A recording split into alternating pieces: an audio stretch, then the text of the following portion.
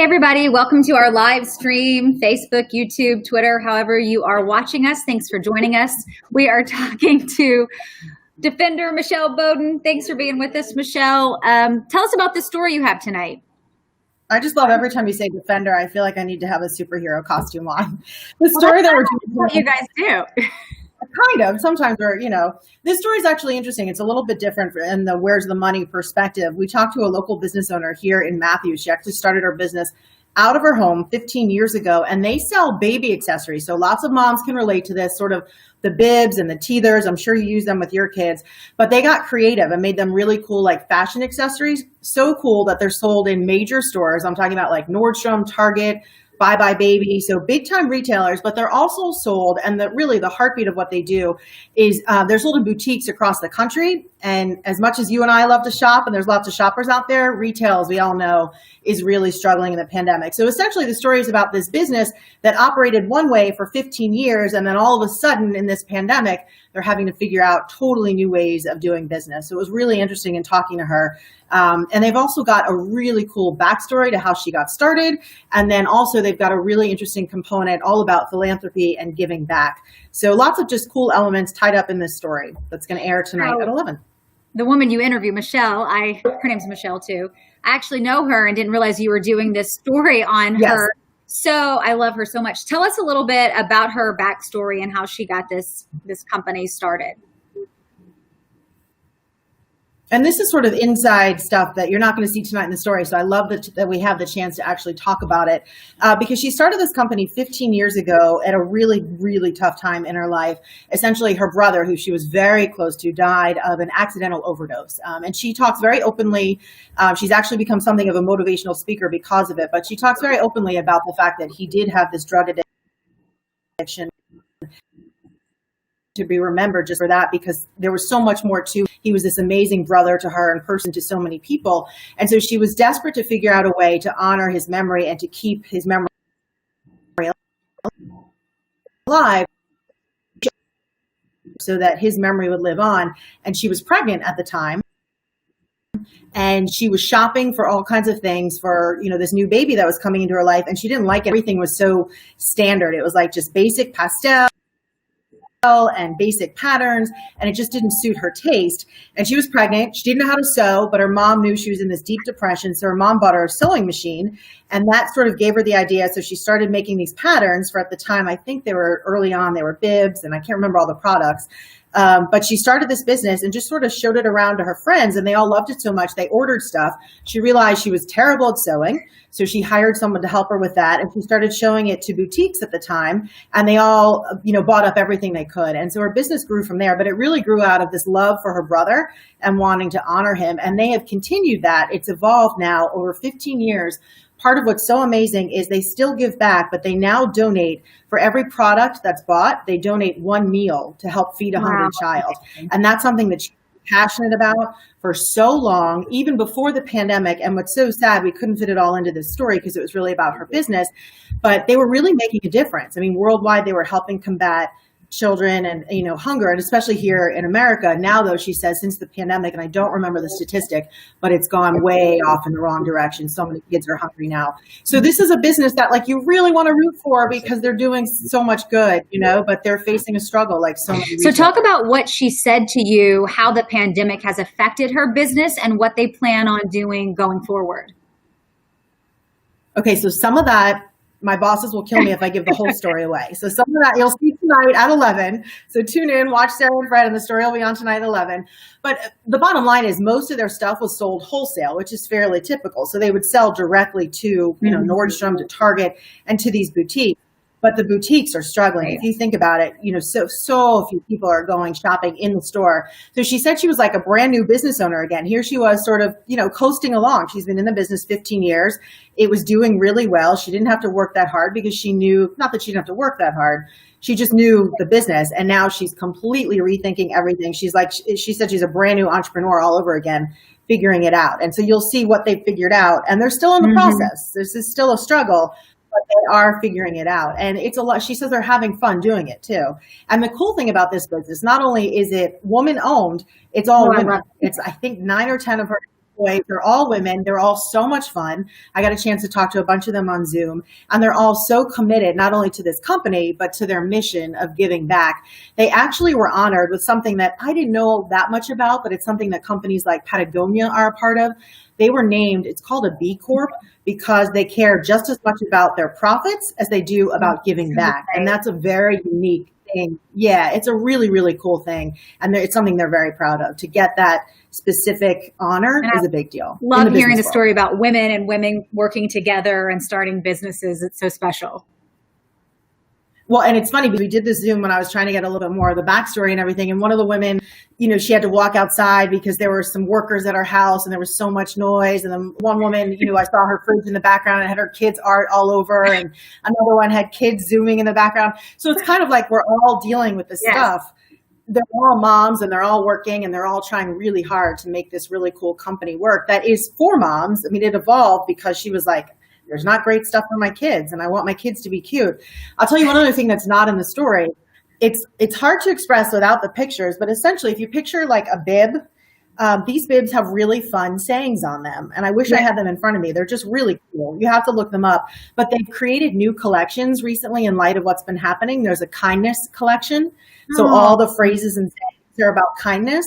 There's one, the activist collection, in light of social justice and that movement. So they're really on like the cutting edge. They're really creative and fun. And then there's just like really fun ones. Some sayings that she's like, we'd love to retire them, but people buy them up because they're so much fun. Yeah, so don't retire them. Right? I should add that if you have any questions or comments, we can see them on the screen. And so Michelle or I can answer them for you. But one thing I noticed at the beginning of this, Michelle, when you said, Michelle, who you interviewed for the story, gets a little confusing, said she didn't know much about sewing or this or that when she started her company. It makes me think of that story that Carolina Has Heart I did on Hannah Kay. And I know you know Hannah Kay as well. But she started Thread Talk. And anyway, you can go on WCNC.com and watch her story. But she said the same thing to me. She didn't know anything about making blankets or starting a company, but it really started as a passion for giving back. And Michelle, who you interview, is much the same way. Well, and I think that's what's so cool. You and I are so lucky to meet people in the community that have this idea. They may not have any idea how to make it happen, but they have this sort of entrepreneurial spirit. They want to give back and they just sort of figure it out. And if that isn't a lesson for all of us that I don't know how to sew, that would be the last thing on my mind. And she just sort of figured it out. And now she's running this major corporation that's sold in Nordstrom and Target and Bye Bye Baby. And so I think that's a lesson to all of us, especially right now when we're all sort of pivoting, and I hate that word, finding new ways of doing things because of our, new norm. It's a great lesson. Did you see what James said here? James, who we work with. Yeah, he said, despite everything else going on, it's amazing to hear how people are evolving their businesses in these times. And that's honestly, that's what we're doing with Hannah Kay. I mean, I feel like many of the Where's the Money stories that I'm lucky enough to do are businesses that are completely rethinking, the way they're doing stuff. We did something on a restaurant that literally rearranged the way they organized how they were preparing the food so that they were much more suited to takeout rather than in-restaurant service, because that was the thing where they were making money. So yeah, it is cool to see. I give all these people credit. We're doing the same old, mostly, although I'm live in my living room. I had to go to an eye appointment today because I cannot see without my contacts. But the doctor told me, or maybe it was the nurse, I can't remember, but they said it's been so interesting to talk to different people on all these different professions and see how they are trying to change their jobs to work for this new normal or life with COVID. And I kind of said, yeah, mine's been pretty much the same, except for... I say that for me, because I am. But actually nobody's here. Everyone's having to get used to working from home. But everybody's trying to adjust. And Bill McGinty did a story today on a kid that started a business on taking people fishing, and everyone's trying to think of new ways or new jobs. And even though the pandemic has been devastating for so many families, it's nice to see some of the stories that we're doing on people that are shifting or, finding a new normal, but maybe are finding a job that they're really happy in, or finding a new way to run their business. And we have seen a few stories like that. Oh, yeah. I mean, I'm lucky enough to have done so many of them. I mean, I could rattle off so many that people could You've probably done all of them, the ones that I'm thinking of right now. Honestly, I'm really lucky to do a lot of these. I mean, even I know it was just a couple of weeks ago, Yelp in town worked with a bunch of restaurants, like 40 or 50 different restaurants, to help them figure out new ways to talk to customers and to get new customers. And they were packaging up different ways to cook pizza or cocktails, just really thinking outside the box. We also did a story on a Providence Day high school student. I think he was like 16. He loved baking. And he realized that he could actually sell what he was baking. And then he took that money and he went grocery shopping for homeless people, whereas it used to just be a hobby. Oh my gosh, that is amazing. Yeah, we did that story. And then there's two guys. I did this story a couple months ago. Young guys. They were referees in the NBA, if I'm remembering correctly. Maybe it was overseas basketball referee. I remember that story. Yeah, so they lost their jobs. They were old, like growing. They've been friends since they were young, and they started this landscaping business and house cleaning exterior. Like the last thing they would have thought of, but a friend was like, "Hey, I've got some equipment. You can use that," and they're doing really well. So, being new ways, and this story tonight, you'll see they have completely pivoted, and they're hoping it'll save their business. She said they're in survival mode now. They were thriving. And now it's much more like survival mode, which is hard to hear, but they're figuring it out. Yeah. Why is it important, Michelle, for people to tune in to watch this story tonight?